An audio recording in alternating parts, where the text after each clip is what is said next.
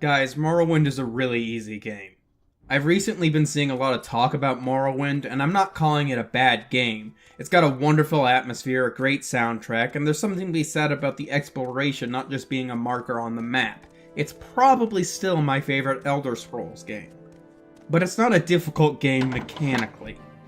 The ratios are unbalanced, some of the skills are broken, and some are completely useless.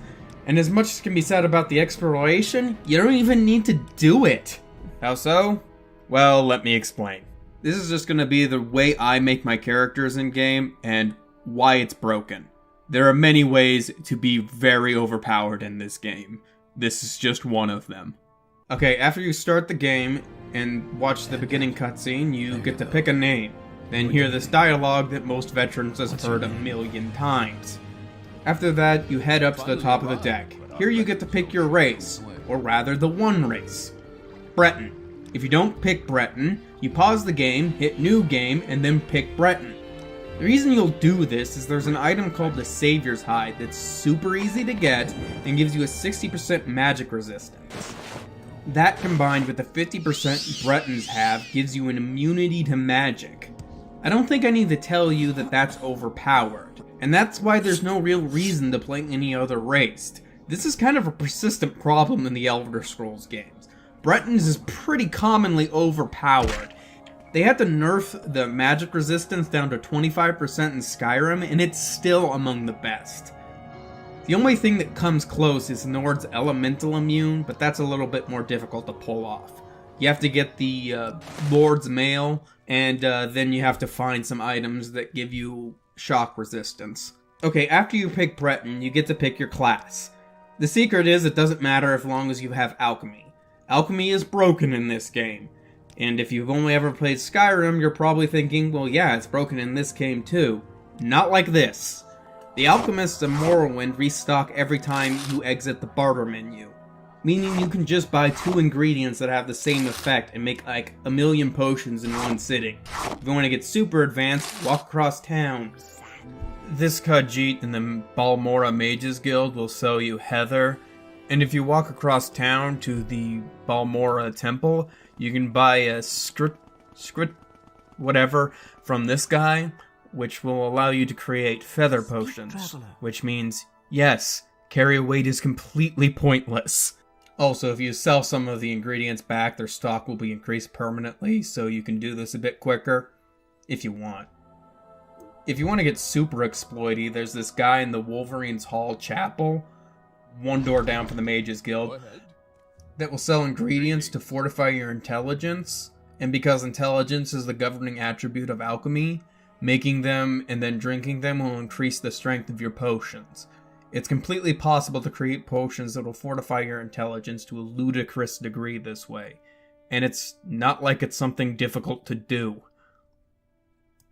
On the flip side, never pick Merchantile. There's these 2 merchants that make it completely pointless. There's the Mudcrab Merchant, and the one you'll be using, Creeper. He has half the gold, but he's in a much more convenient place. Cauldra across town from the Mages Guild in this Orc Manor. Fun fact about this manor, you can take anything from it and they won't attack you. And there's part of an orcish armor set in the top floor in this box. Nice thing they get early on to sell to get alchemy ingredients. Or whatever. The thing that makes these guys good is they don't have a personality. No, not like him. Like, you see this thing? It's the character's disposition towards you. Creeper and the Mudcrab Merchant don't have those. This means they buy everything at the stated value. You can see why this makes Merchantile pretty pointless. You don't need to haggle. You just go to these 2 and they buy everything for how much it says. On this subject, you might have heard that getting attributes up in Morrowind is a pain. It isn't. Partly because only strength and endurance are of any real use. You don't want to be killed in one blow. And being able to carry more is nice if you don't want to use feather potions. But mostly because training has no cap per character level. Oblivion and Skyrim stop you at 5 skill levels per character level. So you can just pay someone to get you to like level 30. Well, more than one someone. And with Alchemy and Creeper, you don't even need to venture outside the city to get high level. Plenty of gold from those 2 things.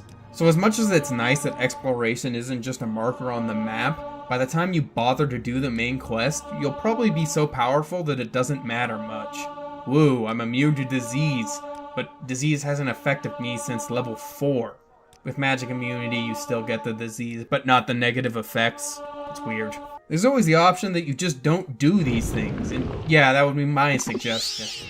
But these things are all things you can do. Like I said, I love this game. It's my favorite Elder Scrolls game. I just want to say it's not a mechanically challenging game. There are many other YouTubers out there that will tell you what this game does well. They're all right. It has a wonderful atmosphere, great music, the lore is super interesting, and this is speaking from someone who doesn't particularly care for lore. But the mechanics is just something that will confuse you when you first play, but really easy once you know it. Difficult to learn, but really easy to master.